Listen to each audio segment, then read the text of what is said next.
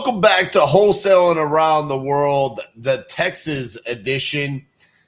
In my opinion, Texas is the greatest state for wholesaling real estate. And it's not shocking. One, it's my home state. I've been born, raised, and lived in Fort Worth, Texas my entire life. And it's also where we've done 28% of our wholesale transactions over the past decade. And it is the second most populated state, coming in with just north of 31 million people living in the state. It is a great location to wholesale real estate. There's so many different types of markets. So we're going to break that down for you guys and explain why Texas is such a great market. Here's the thing that I love about Texas. We've got the large metros like the Dallas-Fort Worth area, which in my opinion is one of the most unique large metro areas because Dallas and Fort Worth are really two separate markets combined into one. And because of the combination of two large cities coming together, in between Dallas and Fort Worth, with cities like Arlington, where Cowboys Stadium, Rangers Stadium, and all of that has built up over the past decade or so. You also have areas like Irving, Denton, where the University of North Texas, where I went to college, is located. We've got Waxahachie, Weatherford, Bedford, Euless, Hearst, Colleyville, Grapevine. There's just so many cities that are in between Dallas and Fort Worth, which if you're from here, it's kind of considered a part of DFW. You're not in Dallas, you're not in Fort Worth, but these are great locations to wholesale real estate. So Dallas-Fort Worth, in my opinion, is one of the best locations to wholesale real estate. Then moving further south, we've got the capital, Austin, which has been just an insane market over the past 15 years, right? Prices have gone up. There's been all sorts of just change in the city of Austin. Obviously, there's a ton of people from across the country that have moved to Austin, and that market has had extreme appreciation.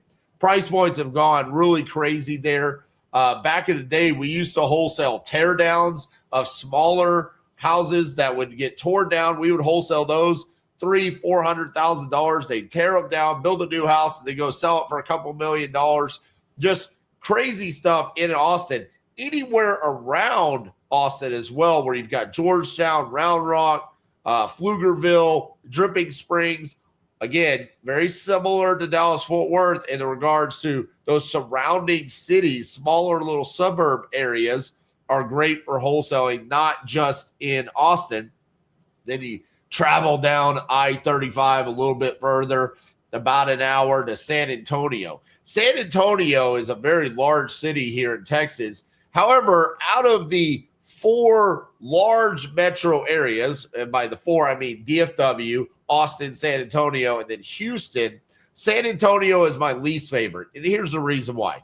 Comping and underwriting inside of San Antonio is probably the most difficult out of all of the four metro areas. You know, you see houses that'll sell for $300,000-$400,000, and on the same street, you're going to be seeing properties that'll be selling for $75,000 to $100,000. Got to pay attention to the as-is comps, as well as San Antonio is one of the most difficult areas to flip a house. Getting good contractors there is a problem. Permits can be a problem.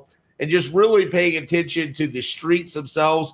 I see the market values changing more rapidly in San Antonio than I do in, say, Fort Worth, Dallas, Austin, Houston, whatnot. Houston, I do love Houston. Huge area, right?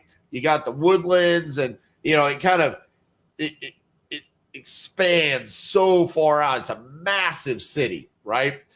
There are some issues inside of Houston, right? You got to pay attention to the flood areas, right? They have a ton of flooding inside of Houston. There's issues there where properties can become stigmatized, as well as Houston is also weird with zoning, where you can have single family right next to zone commercial, right next to zone something else.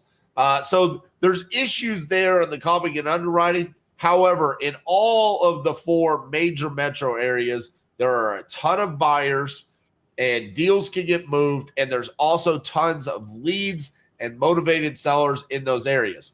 So just due to the size of Texas and having four major, really, technically, if you want to split up Dallas and Fort Worth, 5 major metro areas, that is unlike almost anywhere else in the country. Realistically, the only places that can kind of compete with that would be California and Florida. But honestly, in my opinion, Texas takes the cake just because of those 5 major metro areas.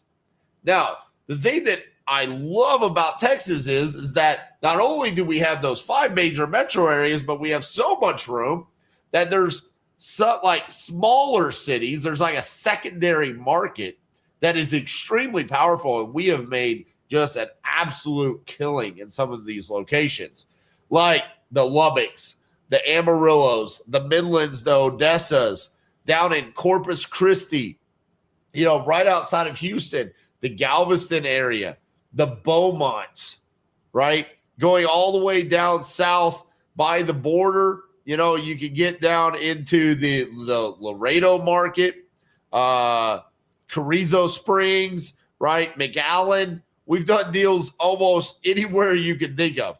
The one place that we have not done a deal, and I was shocked by this because I know we've had a couple properties under contract, which is another larger city, but it almost feels like it's so far away from every other major area in Texas, is El Paso, which is crazy because I did an episode about New Mexico, and I talked about how much I love New Mexico. We've done deals in Las Cruces, which is right down Interstate 10 from El Paso, but we've never done a deal in El Paso. So that was a little bit shocking to me.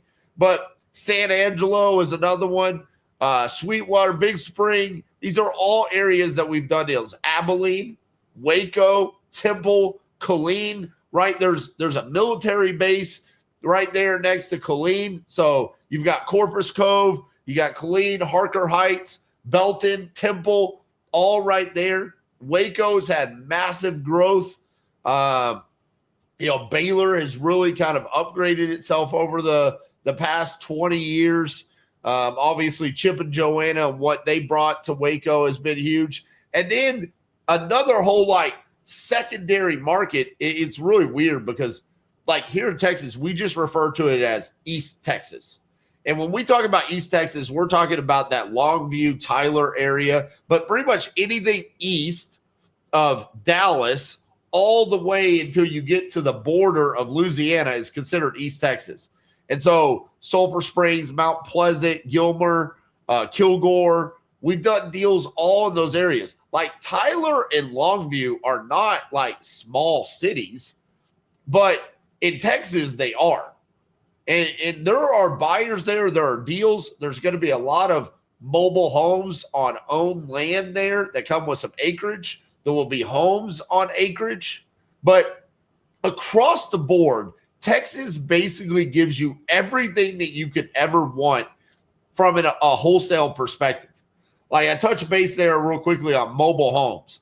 In some areas, mobile homes on owned land are kind of dead on arrival as far as a lead coming in. There's nothing to comp it to. No one really wants it. It's very common here in Texas for mobile home on rented land, especially in kind of the rural country, East Texas, South Texas. Those are great wholesale properties. Acreage is great here in Texas. You're going to have rental properties here in Texas. Plenty of areas where landlords are coming in, up northwest of us, Wichita Falls, Sherman, Denison.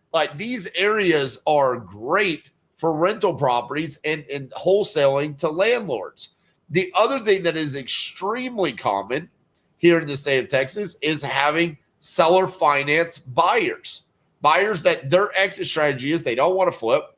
They don't want to hold them as rentals. They want to seller finance these. They want to create notes. That is one of the most powerful buyers that you can find. And then when you go back to some of these major areas where you can still have rentals, there are plenty of rentals, South Dallas, inside of Fort Worth, anywhere in between those smaller cities. But you also have the flips. tons of flips. You can hit the higher price points, which has slowed in recent years, right? But we've been on a massive run of appreciation, especially here in Texas. So yeah, some of the higher price point areas, north of 400,000, 500,000 has slowed down, longer days on market, but there's still plenty of buyers for that.